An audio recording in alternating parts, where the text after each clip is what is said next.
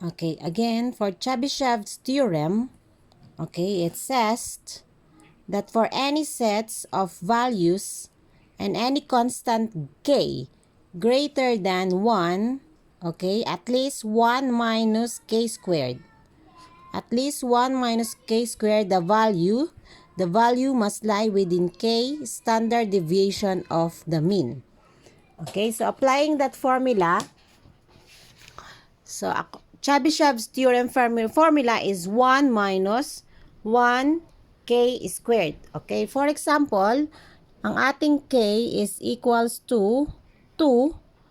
Okay, so substitute 2 to that one. 1 minus 1, 2 squared is equals to 1 minus 1/4. Okay?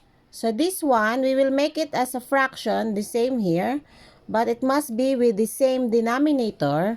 So 1 is equivalent to 4 over 4, okay, minus 1/4 is equals to 3/4.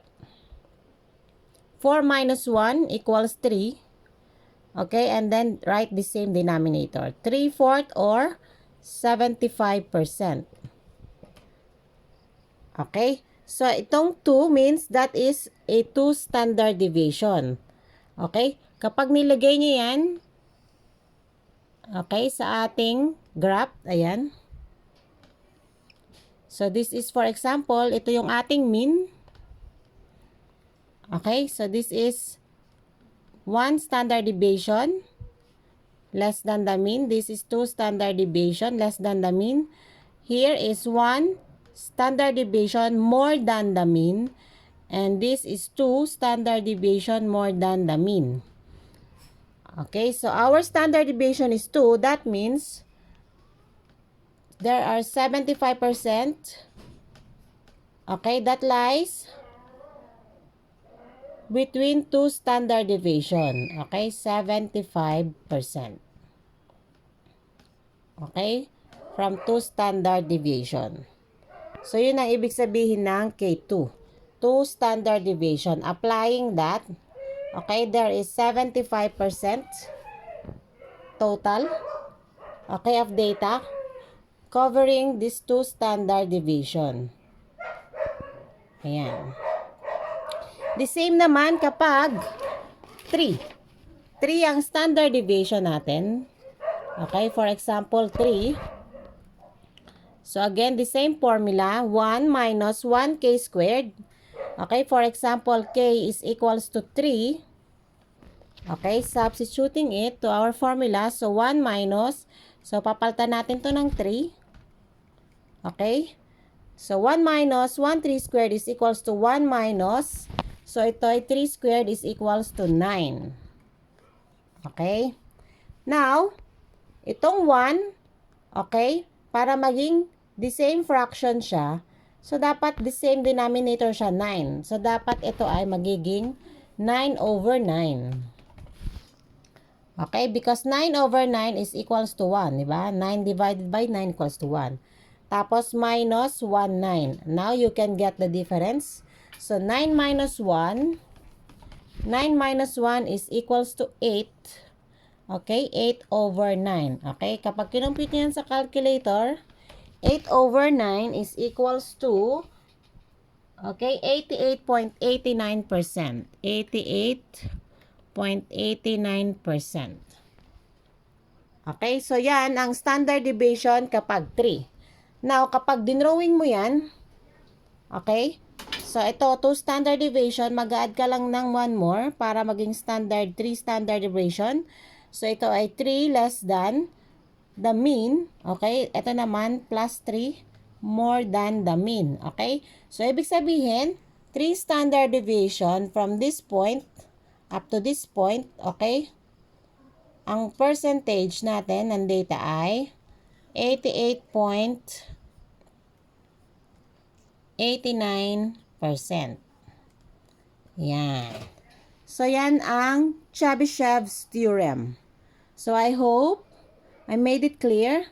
Okay, the same yan kapag in-apply naman natin 4. Okay, for example, gawin natin tong 4. Okay, for example, ang ating constant standard deviation of the mean ay 4. Okay, substituting it sa Chebyshev formula, 1 minus 1k squared. So, ito ay magiging 4. Okay, so 4 squared. Okay, so 1 minus 1, 4 squared. So, 4 squared ay 16. So, we will change this 16. Okay, so yung 1, dapat kapareho siya ng denominator. So, ito ay magiging 16 over 16. Okay, so I will change this to 1 over 16. Okay, ito yon. So, yung 1 is equals to 16 over 16 minus 1 over 16. So, ito yon, 1 over 16. So, 16 minus 1 equals 15. Okay, 15 over 16. Okay, so ang percentage ng 15 over 16 ay 93.75%. 93.75%. Ayan. Okay? So, for standard deviation tayo, so mag-a-add ka lang dito. Okay? So, this is for less than the mean, for standard less than the mean. Then, this one for standard deviation more than the mean. Okay? More than, ibig sabihin, lampas ng mean, more than. Ito, less than ng mean. Mas mababa sa mean. Okay? So, ibig sabihin, ang for standard deviation from this point, okay, up to this point, ang data natin ay 93.75%.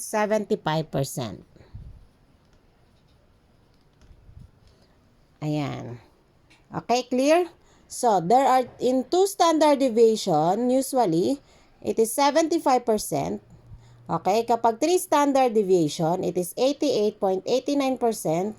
Kapag 4 standard deviation, it is 93.75%. So, this is applying this in Chebyshev theorem. So, these are the percentage.